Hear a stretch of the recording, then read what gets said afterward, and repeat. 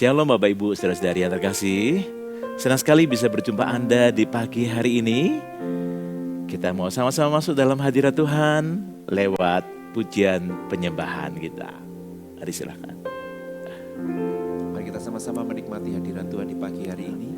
Kita sama-sama pujikan pujian ini. Dengan segenap hati kita minta hadirat Tuhan tercurah dalam hidup setiap kita. Haleluya. Saat pagi hari ku datang lagi menghadap Tuhan dan rendahkan diri, mengucap syukur buat hari yang Kau beri, memuji Tuhan dengan sepenuh hati. Katakan dari awal, saat pagi hari. Saat pagi hari ku datang lagi menghadap Tuhan dan rendahkan diri, mengucap syukur buat hari yang Kau beri, memuji Tuhan dengan sepenuh hati. Ku sembah Kau, Allah Maha Kudus. Ku tinggikan Allah Maha Tinggi. Ku serahkan tubuh jiwa rohku dalam pimpinanmu Tuhan. Mari lebih sungguh lagi, katakan saat pagi hari. Saat pagi hari ku datang lagi menghadap Tuhan dan rendahkan diri, mengucap syukur buat hari yang Kau beri, memuji Tuhan dengan sepenuh hati. Katakan, ku sembah Kau, Allah Maha Kudus.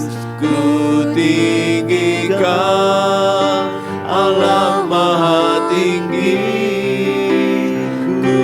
Serahkan tubuh jiwa rohku dalam pimpinanmu Tuhan. Lebih lagi katakan, ku sembah Kau, Allah Maha Kudus.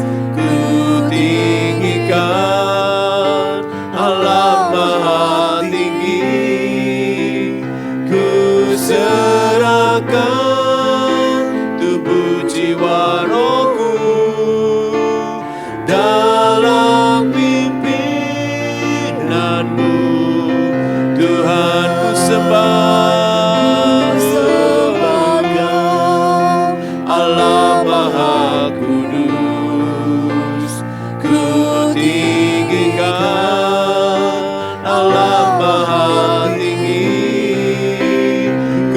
Serahkan tubuh jiwa rohku dalam pimpinanmu Tuhan. Mari sembah Dia,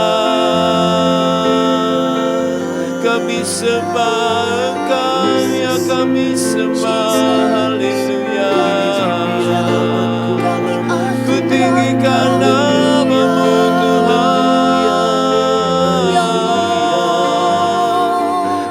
mengasihi Yesus. Haleluya.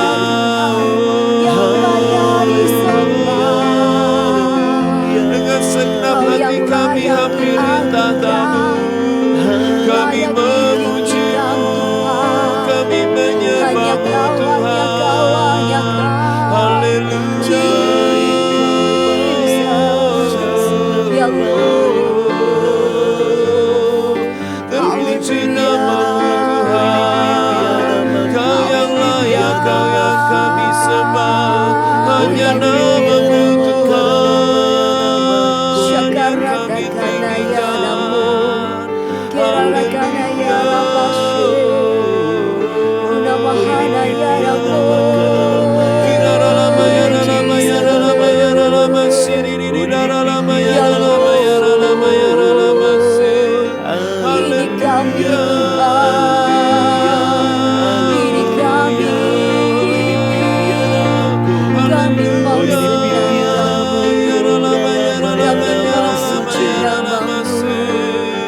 Hanya Kau saja, hanya Kau Tuhan. Haleluya,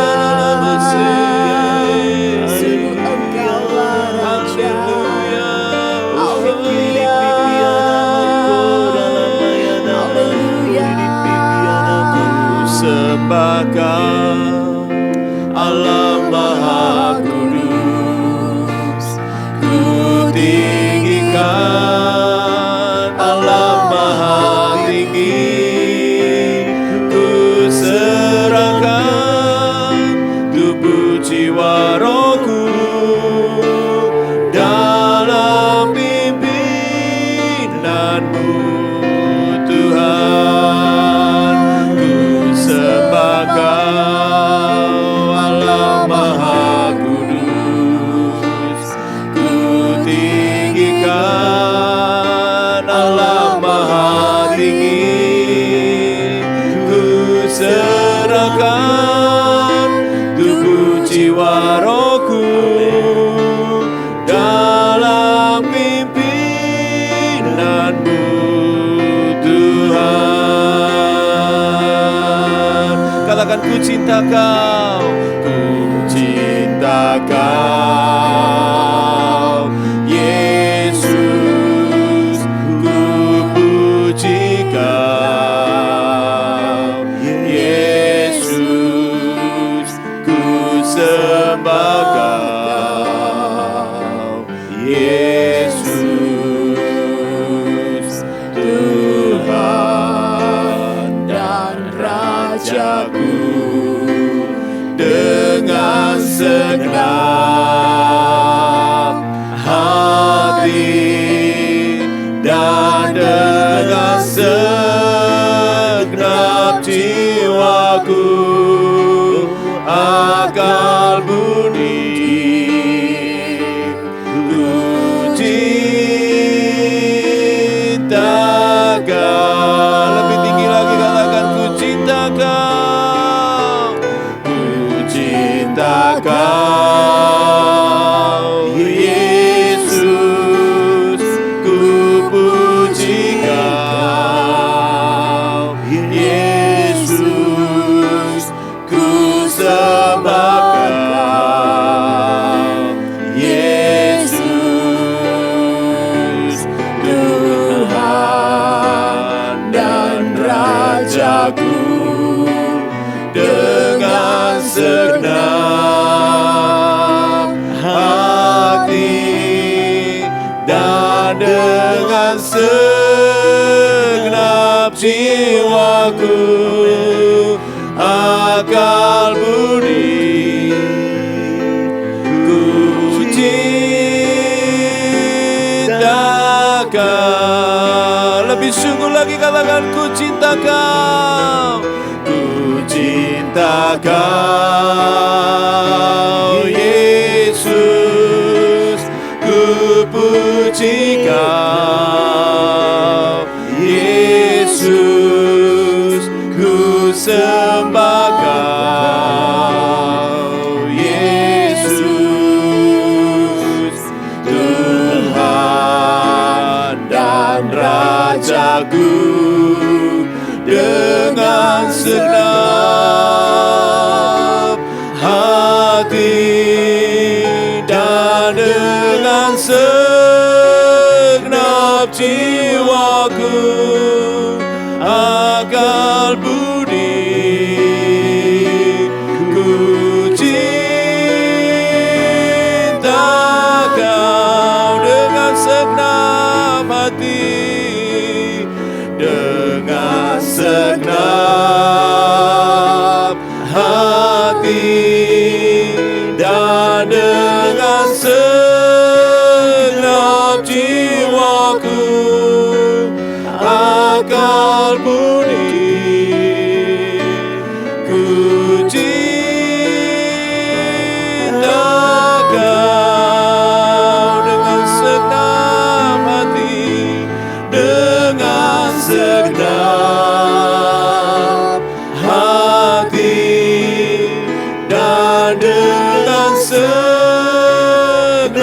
jiwaku, akal budi, Amin. ku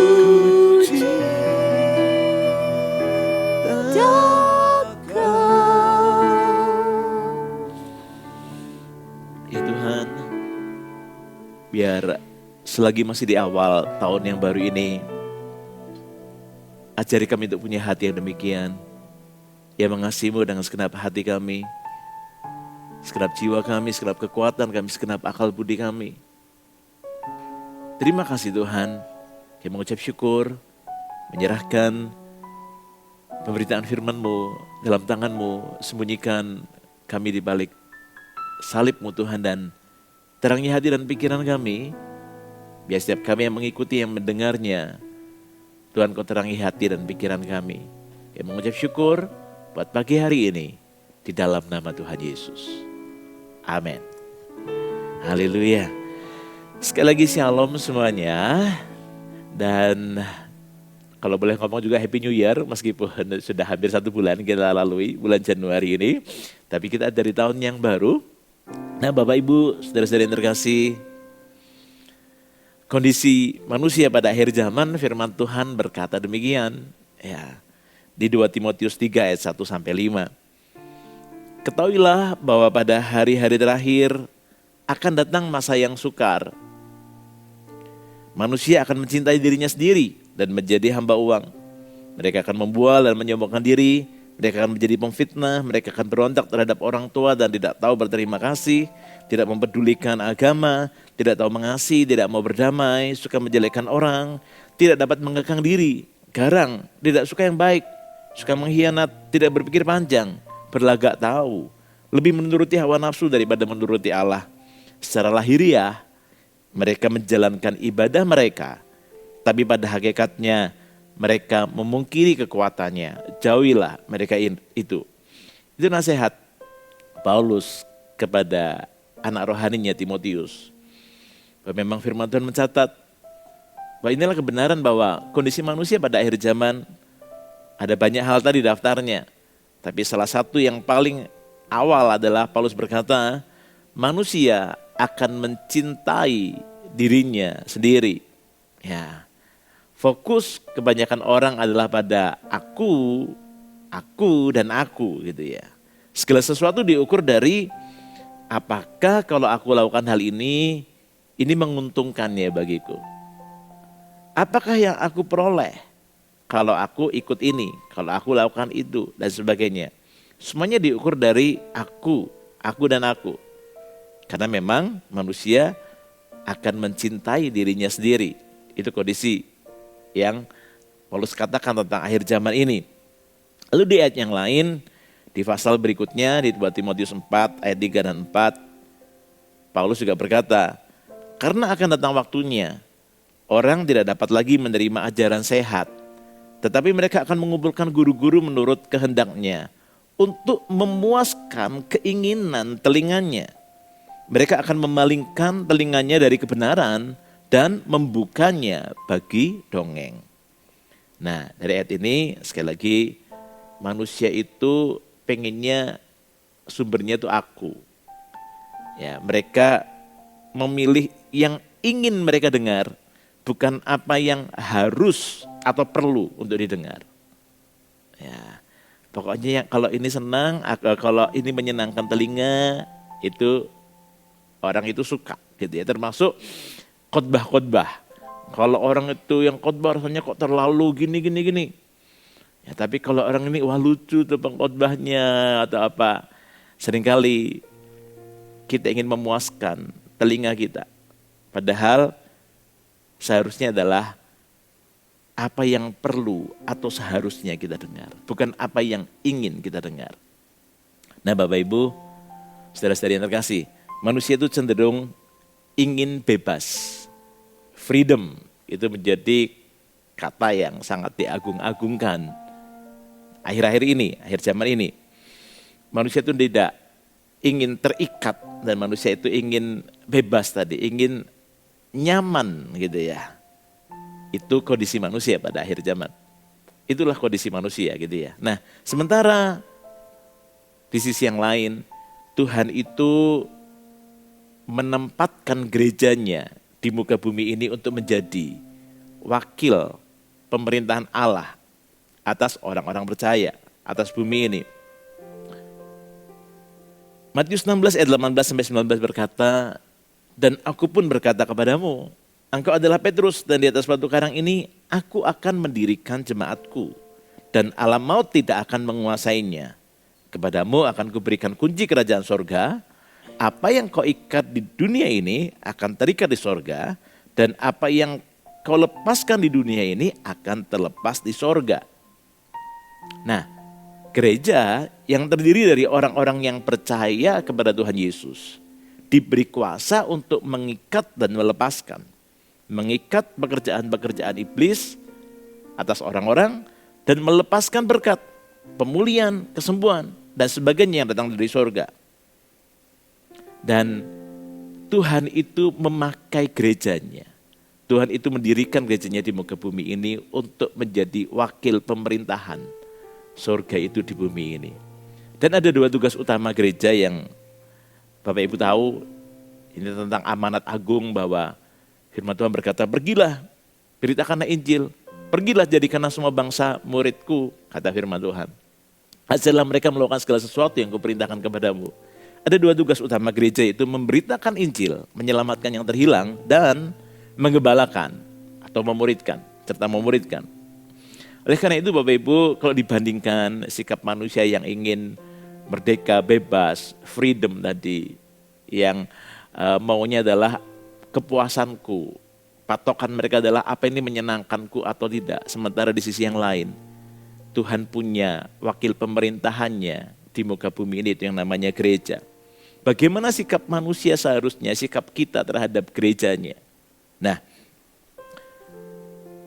firman Tuhan berkata bahwa berikan dirimu untuk digembalakan atau dimuridkan. Karena amanat agung Tuhan Yesus jelas. Jadi karena semua bangsa muridku, ajarlah mereka melakukan segala sesuatu yang kuperintahkan kepadamu. Beberapa minggu lalu saya bagikan, saya khotbah di GMS Rooftop di Surabaya Barat tentang tertanam. Perlunya tertanam di sebuah gereja lokal yang hidup. Maksudnya gereja yang hidup itu seperti apa? Gereja yang hidup adalah gereja di mana gereja tersebut menjadikan Yesus dan kebenarannya adalah pusat dari pengajarannya, dari kehidupan gereja tersebut. Juga di mana Roh Kudus dan karunia-karunianya diberi ruang, diberi keleluasaan untuk beroperasi, untuk bekerja. Kita perlu tertanam, manusia ini perlu tertanam di sebuah gereja lokal, gitu ya. Saya membayangkannya seandainya Anda beli tanaman pohon, ya, bibit pohon mangga misalnya. Ketika Anda tanam pohon mangga itu yang masih pendek, mungkin masih berupa bibit, mungkin berapa puluh sentimeter, Anda tanam di pekarangan rumah bagian depan. Kemudian setelah sekian bulan lamanya Anda merasa kok terlalu rimbun ya, ini menghalangi sinar matahari yang masuk ke rumah. Lalu Anda berpikir, aku pindahlah tanaman ini, pohon mangga ini ke pekarangan belakang rumah. Anda punya tempat yang cukup untuk menanam itu, ya, pohon mangga itu. Dan Anda pindah. Setelah sekian lama, mungkin setahun pohon itu ada di sana. Kemudian Anda berpikir, aduh ini kok ini mau perluasan ini. Mau bangun kamar yang baru di area belakang rumah. Ini pohon harus dipindah nih. Akhirnya Anda panggil tukang taman, Anda panggil orang untuk memindahkan tanaman itu kembali ke depan rumah. Menurut Anda, apakah yang terjadi dengan pohon itu? Ya, ketika pohon itu dipindah-pindah terus, maka pohon itu akan stres. Akarnya tidak kuat. Pasti juga sulit berbuah. Ketika kehidupan kita seperti itu juga, kita pindah-pindah gereja, kita nggak tertanam di sebuah gereja lokal dan komitmen di dalamnya, maka coba cek kehidupan kerohanian kita, kerohanian Anda. Apakah Anda berbuah ketika kita berpindah-pindah, ketika kita tidak memutuskan untuk segera komitmen di sebuah gereja lokal, pilihlah gereja yang hidup. Ya, ketika Anda menemukan gereja yang hidup, segeralah buat komitmen untuk tertanam, digembalakan dan dimuridkan. Ketika kita ditantang untuk berkomitmen, tertanam di sebuah gereja, maka sebetulnya kita sedang ditantang untuk keluar dari zona nyaman kita dan memilih dengan sadar untuk tunduk pada otoritas dan dengan segenap hati kita ikut serta dalam mengerjakan visi yang Tuhan berikan atas gereja tersebut. Firman Tuhan berkata demikian dalam Ibrani pasal 13 ayat 17. Taatilah pemimpin-pemimpinmu dan tunduklah kepada mereka, sebab mereka berjaga-jaga atas jiwamu, sebagai orang-orang yang harus bertanggung jawab atasnya. Dengan jalan itu, mereka akan melakukannya dengan gembira, bukan dengan keluh kesah, sebab hal itu tidak akan membawa keuntungan bagimu. Dari ayat ini, saya dapati manfaat ketika kita tertanam di sebuah gereja lokal yang hidup. Yang pertama adalah, dengan kita tertanam, itu menempatkan kita di bawah naungan sayap Tuhan. Ya, di bawah naungan sayapnya. Maksudnya apa? Ketika kita tertanam, berkomitmen di sebuah gereja lokal, bertumbuh sungguh-sungguh dalamnya, kita ada dalam naungan sayap Tuhan. Kita ada dalam perlindungannya, kita ada dalam pengayomannya Tuhan. Ya. Nah, memang sulit untuk memahami prinsip-prinsip kerajaan Allah dengan pola pikir yang demokratis. Ya, ini yang iblis mau rusak, yaitu gambaran soal otoritas. Tadi firman Tuhan bilang kan, taatilah pemimpinmu dan tunduklah pada mereka. Ya, sementara kita sulit memahami kebenaran ini. Karena manusia itu pengennya bebas, pengennya freedom tadi. Kok kenapa harus tunduk, kenapa harus taat? Ya. Ini yang iblis mau rusak, yaitu gambaran soal otoritas. Mengapa? Karena ketundukan pada otoritas akan membawa kita pada perlindungan atau pengayoman. Nah, iblis tidak ingin kita ada dalam pengayoman. Iblis tidak ingin kita ada di bawah naungan sayap Tuhan, dalam perlindungan Tuhan. Makanya iblis berusaha merusak dengan cara bahwa otoritas itu menakutkan. Otoritas itu menyebalkan. Itu ya. Memang tidak dipungkiri, mungkin ada sebagian, beberapa dari antara Anda mungkin yang sempat trauma dengan otoritas, dengan kepemimpinan mungkin yang salah, yang keliru. Tapi tidak semua kepemimpinan seperti itu Bapak Ibu. Oleh karena itu, Anda bisa memulai kembali hal yang baru. Jangan biarkan rasa trauma itu membuat Anda kemudian memilih untuk tidak melakukan apa yang Tuhan mau untuk Anda lakukan, yaitu tertanam di sebuah gereja lokal. Ya. Nah, sekali lagi, iblis berusaha merusak gambaran tentang otoritas karena iblis tidak ingin kita ada dalam pengayomannya. Ketika kita ada di luar pengayomannya, maka dengan mudah iblis akan menerkam kita. Dengan mudah iblis akan menerkam hidup Anda. Ya. Firman Tuhan berkata dalam 1 Petrus 5 ayat 6 sampai 8, karena itu rendahkanlah dirimu di bawah tangan Tuhan yang kuat, supaya kamu ditinggikannya pada waktunya. Serahkanlah segala kekhawatiranmu kepadanya, sebab ia yang memelihara kamu. Sadarlah dan berjaga-jagalah. Lawanmu si iblis berjalan keliling sama seperti singa yang mengaum-aum dan mencari orang yang dapat ditelannya. Ya, ayat ini jelas. Lalu di ayat yang lain dikatakan bahwa manusia itu kecenderungan hatinya itu memang inginnya itu menyimpang dari jalan-jalan Tuhan. Ya, ibaratnya seperti, ingat gak perumpamaan tentang gembala itu yang memastikan 99 ekor domba itu aman dalam kandang dan dia mencari satu domba yang terhilang.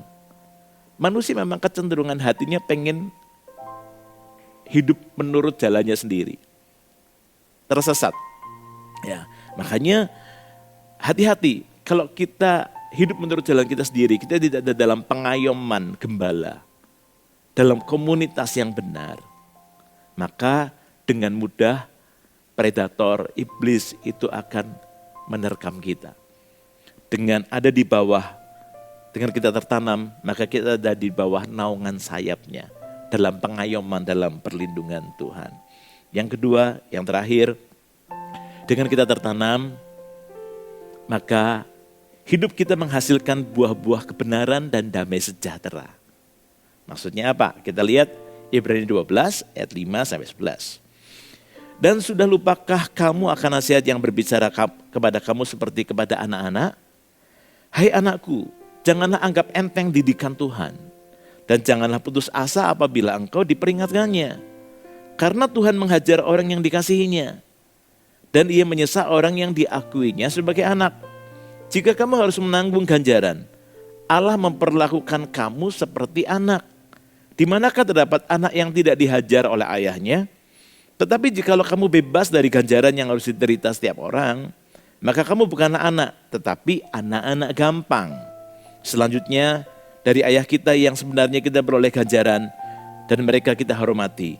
Kalau demikian, bukankah kita harus lebih taat kepada Bapa segala roh?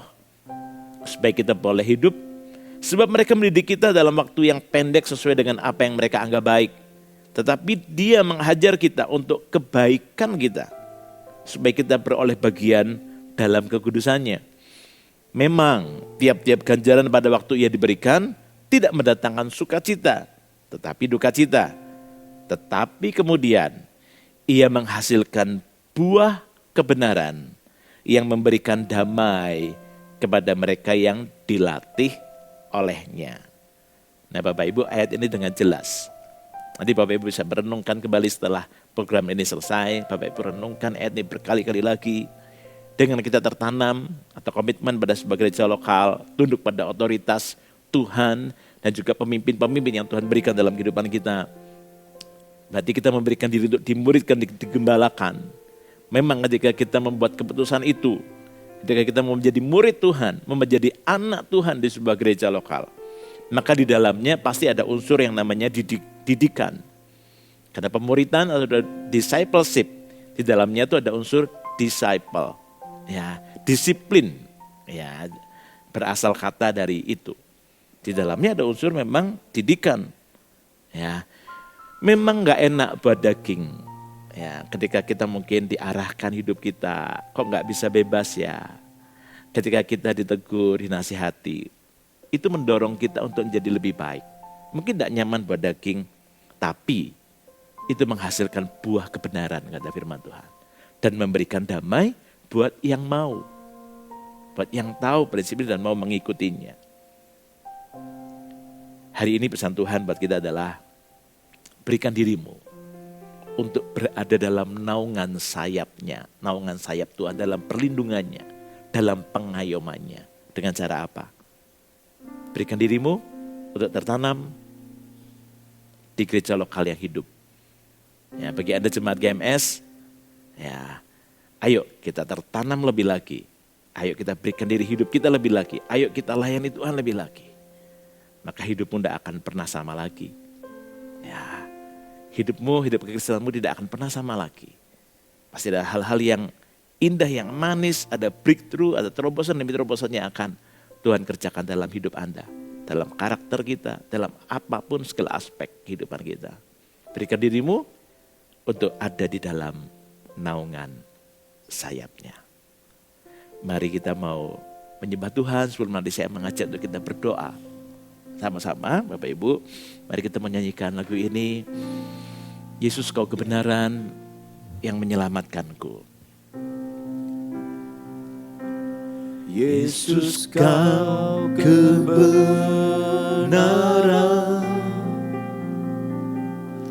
yang menyelamatkanku. Kau memberikanku hidup dan pengharapan.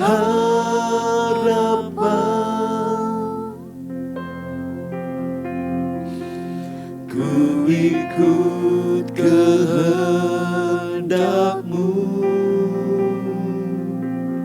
ku perlu anugerah-Mu.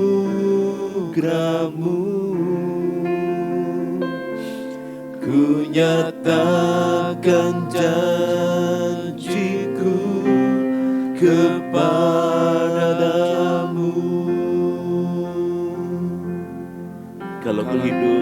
hidup bagimu. Kalau ku hidup bagimu, hatiku tetap menyembahmu. Dunia tak bisa menjauhkanku dari kasih-Mu.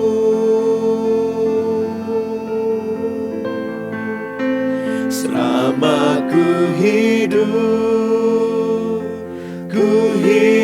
bagimu, mataku tetap memandangmu.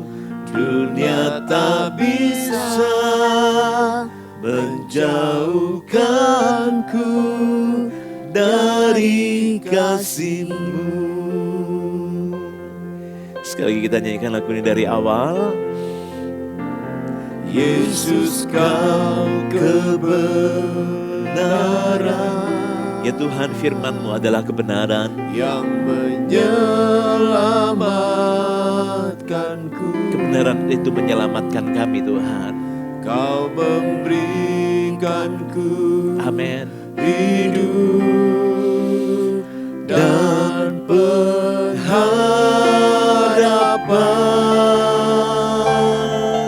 pengharapan. Ku ikut kehendak-Mu. Amin. Ku perlu anugerah-Mu.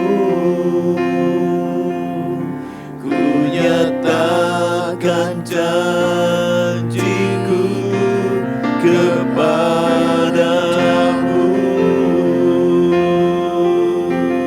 Ini janji kami Tuhan. Kalau ku hidup bagimu, hatiku tetap menyembahmu. Dunia tak bisa menjauhkanku dari kasih-Mu.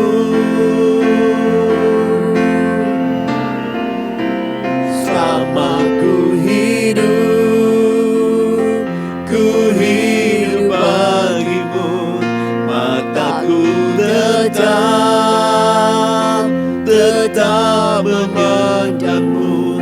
Dunia tak bisa menjauhkanku dari kasih-Mu.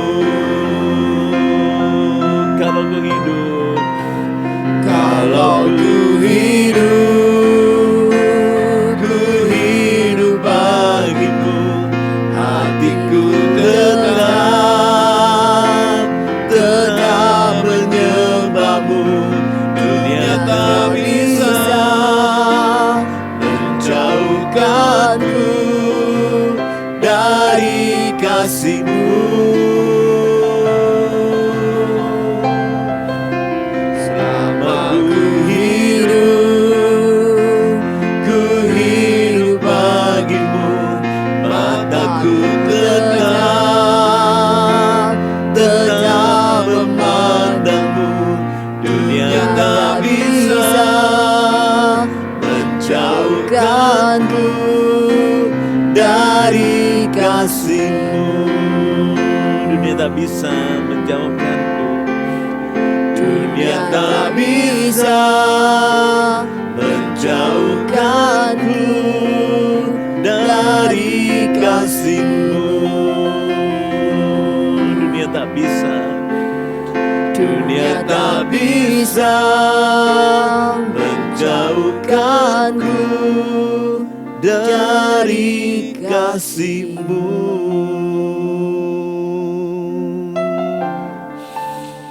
Haleluya, pagi hari ini saya rindu berdoa bagi Bapak Ibu saudara-saudari semua.